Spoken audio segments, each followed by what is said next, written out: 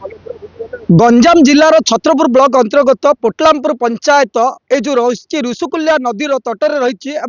किछि दिन पर लीन हो आशंका देखा ए अभियोग आसी पोटलामपुर अंचल कहीं आसी आप शुणिले आश्चर्य हेबे। कारण ये हूँ जो कंसारी गंड बेरेज निर्माण करा चाषी सुविधा कथा कहतु अंचलवासी सुविधा कथा सरकार या विचार विमर्श करिला परे कंसारीगंड प्रोजेक्ट आरंभ है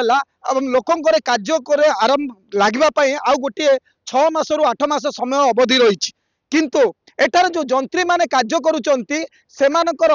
बेमान भाव किंबा लोकंकर सुविधा किंबा सेमानकर जो यांत्रिक जो जंत्री रही सेमानकर जो पाठरे बा सारण रे किभली भाव में भूल होईची ताहा एबे सबुठारु बड़ प्रश्न। कारण जो कंसारीगंड निर्माण करा जायतिला पानी को छड़ा जायतिला जे बोरजा प्रोजेक्ट थिले मध्य बोरजा साइड रे 2 कक्षरे सेमाने पानी छाड़ीबार थिला नदीर पानी टिकु किंतु सेमाने एकपाखिया पोटलामपुर पंचायत बा पोटलामपुर साइड रे जतबे पानी को छाड़ीचंती एवं से जो नदी कूल रहीतिला एवं पोटलामपुर पंचायतवासी से नदी कूल रे अवस्थित रही गाँटी एवं वर्तमान स्थिति देखंतु जे किभली भाव में जो गचर विचार करा जाउची जो गछ को प्रोटेक्शन देवा पई सरकार चिंता करुचंती किंतु नदीर गोटे पाखिया बेरेज निर्माण करी एवं पानी गोटे पक्षिया छाड़वा द्वारा देखंतु केते बड़ बर गछ मध्य उपाड़ी पड़ी एवं गोटे पक्षर जो पोटलामपुर पंचायत रही म्युनिसिपालिट कथा कहतु हंसपुर कथा कहतु से साइड रु वर्तमान जो नदी के अवक्षय होती जहाँफल पंचायत जो रही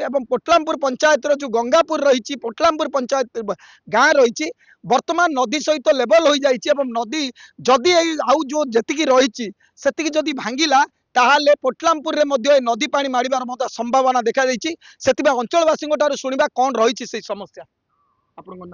मो ना सन्नेश स्वयं ग्राम पोटलामपुर कौन है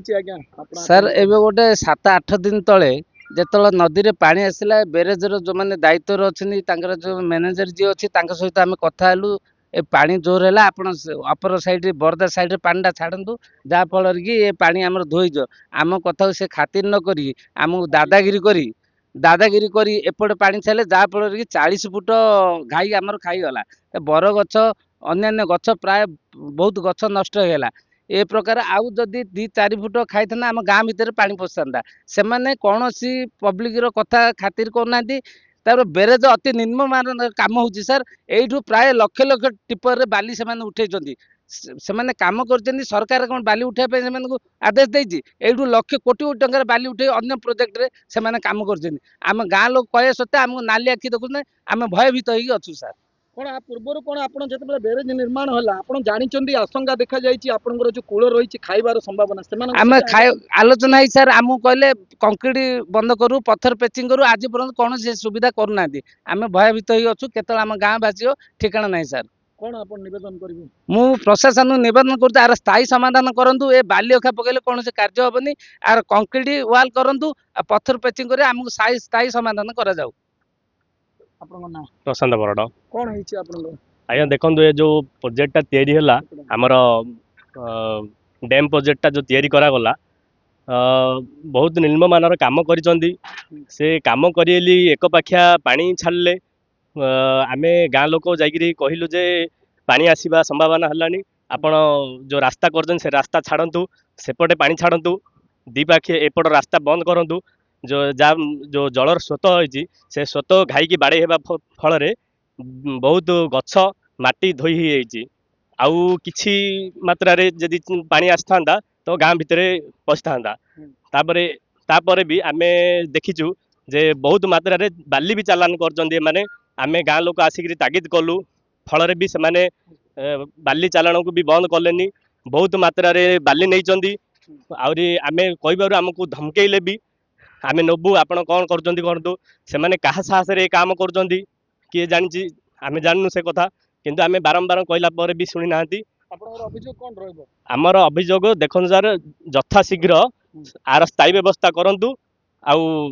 पत्थर पेचिंग कर स्टील रो तार पका बिछातु बिछाई आमर गाँ सुरक्षार व्यवस्था करूँ। देखो आप अभियोग कर ठिकादार संस्था किंबा जो जंत्री माने रही कौन कार्यानुष्ठान नेलेनी कार्य कले जहाँ फल आज विपद रही से सब खामखियाली विषय कम सब कर आम गाँ ग्रामवासी बहुत थर कहले फिर भी तांके एमिति करूछन्ति जेमिति कि एबे हमर पोड़मपेटा जेमिति हेइछि आंके जदि किछि यार किछि उपाय न करिवे तबे हमर नदी रुस्कुलिया नदी खाइबा हम ग्रामर माने ग्रामर पानी पसार पूरा 100% अछि आउ तांके तो तांको मन इच्छा करूछन्ति बाली आज की माने वर्षे हला तांके सब उठेकी नै कि कुआडे नौछन्ति तांको ही जणा आम गाँ निश्चित भाव में देखो एठारे जो युवक मैंने रही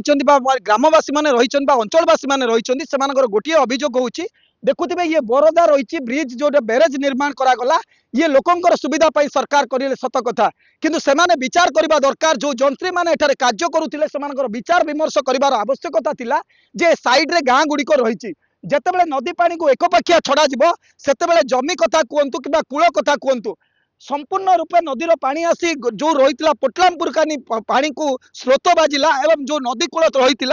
संपूर्ण भाव में धोई होगला जहाँफल आउ किछि फुट 10 फुट रु 12 फुट छाड़देला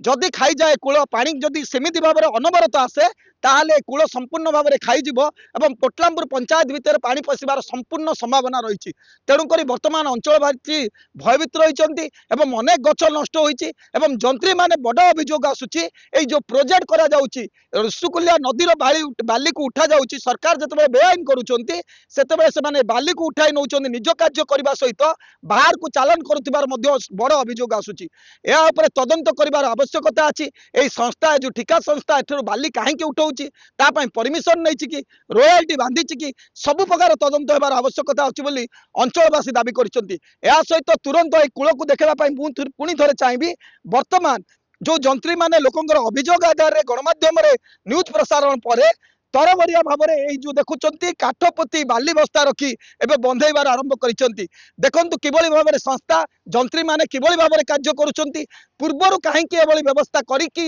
ए कार्य आरंभ कले नै जतबेले घटिला तापरे कार्य करुचंती एठी निश्चय भाव में गोटे खामुखियाली नीति चली लोक मानक अणदेखा करा जाउची घटिला परे ही कार्य करिवे ए प्रकार अनेक संस्था करा जाउची ए ठिका संस्था केतेबेले चेती उठिबो प्रशासन ऊपर नजर पकेबार आवश्यकता अछि जेतेबेले नजर न पकेबे आसंता दिन रे निश्चय भाव में भविष्यत रे ए पोटलामपुर पंचायत नदी रे लीन हबो या किए कहि परिबो या ऊपर मध्य अंचलवासींकर दाबी रही जिला प्रशासन को जे यथाशीघ्र ऊपर आपण तदंत करंतु एवं तुरंत आ ऊपर सिमेंट वाल गार्ड वाल निर्माण करा जाऊ नचेत आम गाँ आगामी दिन में नदी रे स्रोत रे भासी जिवो एवं तेणुक जिला प्रशासन आसी तदंत करी या ऊपर तुड़ कार्यानुष्ठान नेले अंचलवासी उपकृत होबे बोली सेमाने निवेदन करछन्ती। छत्रपुर सुधीर कुमार नांक रिपोर्ट एमबीसी न्यूज।